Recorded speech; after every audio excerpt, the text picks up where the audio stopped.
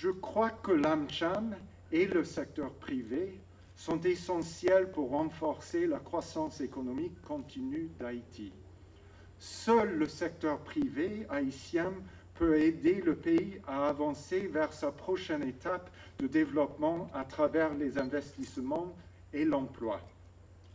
Permettez-moi de prendre quelques minutes pour vous parler des piliers des relations entre les États-Unis et Haïti.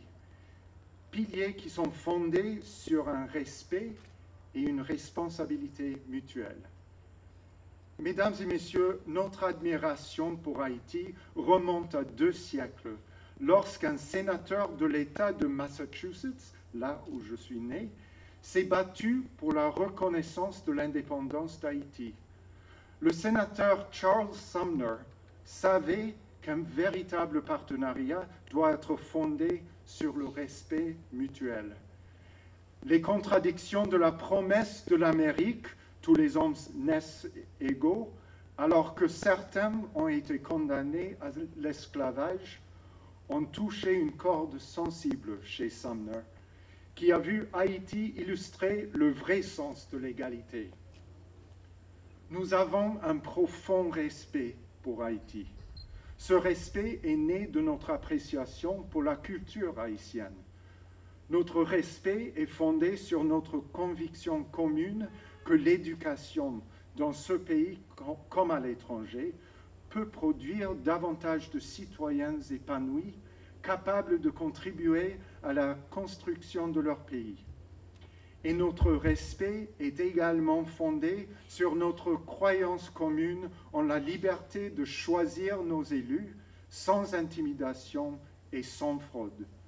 Nous voulons tous que les prochains dirigeants d'Haïti soient choisis à travers des scrutins libres et crédibles et non dans la rue. Notre nouveau partenariat sera fondé sur un respect mutuel, mais également sur une responsabilité mutuelle. Nous avons le devoir de travailler avec les institutions haïtiennes, privées comme publiques, afin que les priorités soient en harmonie et que les capacités soient renforcées. Récemment, nous avons soutenu des activités dans le secteur agroalimentaire en collaboration avec l'AmCham et les ministères de l'Agriculture, du Commerce et des Finances. Nous avons soutenu la tenue d'un forum d'une journée qui a souligné l'importance de la production agricole pour la croissance économique d'Haïti. C'était également l'occasion pour les membres de l'AmCham de s'informer sur les succès obtenus dans le secteur et discuter du financement du crédit. Notre partenariat avec Haïti se poursuit et il va bien au-delà du forum.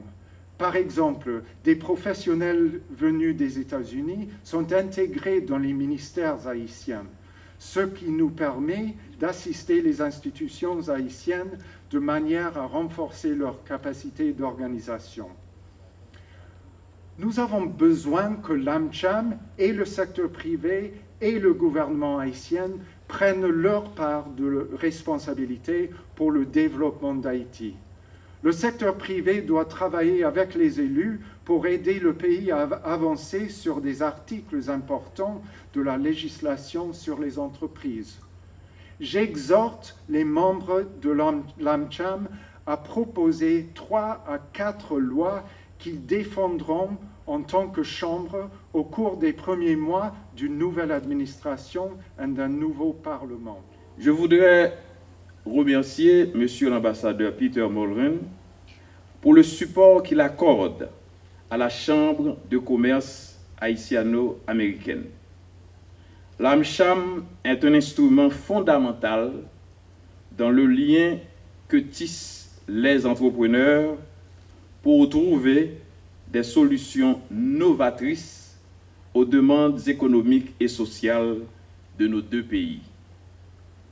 Je tiens aussi à réitérer mes félicitations au comité exécutif de l'AmCham pour leur leadership, la tenue des conférences Business Future of the Americas au mois de juin 2015 et la foire de la construction sont deux succès qui ont illustré votre capacité d'accomplir de grandes œuvres en se joignant les mains. Pour faire suite aux différentes réunions avec le secteur privé au cours de l'année 2015, j'ai pris la décision pour finaliser un paquet d'avant-projets de loi relatifs au climat des affaires qui sera soumis à l'attention de la 50e législature. Ces lois doivent permettre de moderniser le cadre légal des affaires et faciliter la création de richesses. La question fondamentale est de nous demander: avons-nous foi dans l'avenir de notre pays? Ensuite, comme leader du secteur privé et du public, demandons-nous quelle est la taille de la pierre que nous allons apporter à la restauration du climat serein de confiance pour mieux vivre ensemble. Je crois et je demeure convaincu que les sentiments d'amour pour le pays et pour la patrie commune sont plus grands que les différences qui nous caractérisent.